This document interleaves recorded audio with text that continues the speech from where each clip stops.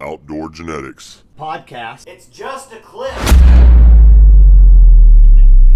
So a big part of, finding the right broadhead is taking everything your initial setup, your bow, your length, your weight, taking all this into consideration and filing it down to what would fall into your idea of this thing would work, and whether you like mechanical or fixed or whatever, it's just a matter of filing it down.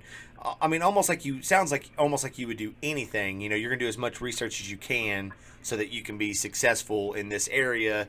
I'm going to do the same thing with my broadhead selection.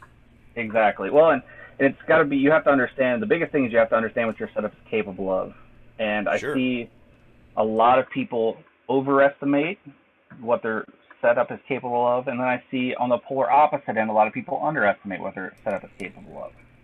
Right. Now, if you were to take on the flip side, and it's somebody comes to me and they're building a setup for, let's say, their wife, and she's got a 24-inch draw and she's shooting 40 pounds, without knowing at all what arrow, what bow, what anything, I'm immediately going to tell them they're going to need a cut-on contact, fixed blade broadhead, something that's sharp, preferably with small bleeders or no bleeders, so things like the Magnus Stinger 2-blade or the Wasp Sharpshooter, because you're also going to want a smaller cutting diameter. And the reason why is with a bow like that, you really need to focus on increasing your penetration to the max you can, and a broadhead like I just described is going to do that. Right.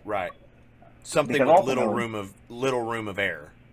Exactly. Well, and ultimately, my goal is always for a pasture. That's how you're going to get more blood on the ground, stuff like that. That's easier to find your animal. So that comes into play with broadhead recommendations also. And then we can get really down to the nitty-gritty, and I'll ask you, well, if you've shot a deer in the past, do you tend to shoot forward or do you tend to shoot back on the deer? If you tend to shoot forward, I'm probably going to push you towards a fixed blade, even maybe a single bevel, because that means you have a tendency to shoot towards the shoulder. If you shoot too far forward and impact that shoulder, you're going to want something that's going to punch through it. Right. A fixed blade is going to have a better chance of doing that, and a single bevel even better chance. And then if you're that guy or gal that does that, shooting backwards, you're still going to be in the good zone. But if you tend to shoot back, I'm probably going to tell you need to shoot a bigger cut mechanical, because then you're going to get a bigger hole and bigger hole in the liver, bigger hole in the guts. If you shoot that far back, that's going to be a lot more lethal to the animal than a smaller cut will. Both will kill it, but you have a higher likelihood of finding it with the bigger cut. So there's a lot of little nuances like that. And if somebody wants to take the time to really talk to me, I'm more than happy to discuss all that. But most people just, honestly, they want to be told what broadhead I think they should use, and most people don't even want to give us setup. I've ran into a lot of people that honestly don't know too much about their setup too, which is fine because I know a lot of people have shops work on them and stuff. But one thing I think everyone should do is at least know the basic stats of their setup, because when you start to understand that is when you can really start to make those good decisions about broadhead. Right. Well, and I like how you brought that up, because that's something, and I mean, I told you last time, I've been shooting a bow since I was just a kid, but that's something I've never thought about while hunting, the tendencies pulling to the left or pulling to the right. Are you pulling more toward the shoulder? Or are you going to be pulling more, you typically pull more back on the animal? I've never actually thought about that. That's a really strong spot to think about, everybody has their own flaws and weak spots and strong points, and some of us, we just get a little too over eager, and our shots may not be absolutely perfect every time, which I think we ought to be practicing to make it that way. But in the idea of if you pull back a little bit, you're going to want something with a wider cut compared to if you pull forward, you want something to punch through that shoulder. I think that's a really good a good little example there. That I've never thought of that before. That philosophy was born from a discussion between a couple different buddies I have, and then looking at how I shoot deer. I tend to shoot a little bit further forward on deer. No matter what direction they're facing, I tend to shoot closer to the shoulder. And I shot a deer in the shoulder with a G5 dead meat and got absolutely no penetration and never found her. My arrow penetrated 2 inches, so I'm assuming she was fine. But this was also before I got into heavier arrows and stuff like that. Right.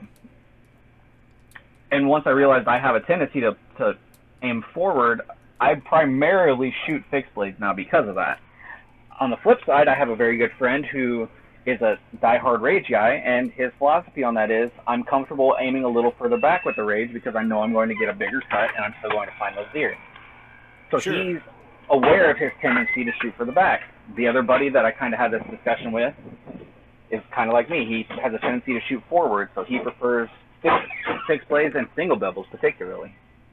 Right, right. Well, and you know that makes sense. Like I said, I had never thought about that. I think that is that's a really good point to make. And you know, to me, there's no argument there. I mean, because if you're gonna be pulling forward, you're gonna have to punch through that shoulder blade. So there's no argument there. And if you naturally pull, you know, towards the back, then yeah, you want that wider diameter. There's no room for argument there. That's just, I really like that. That's just that just kind of blew my mind, you know.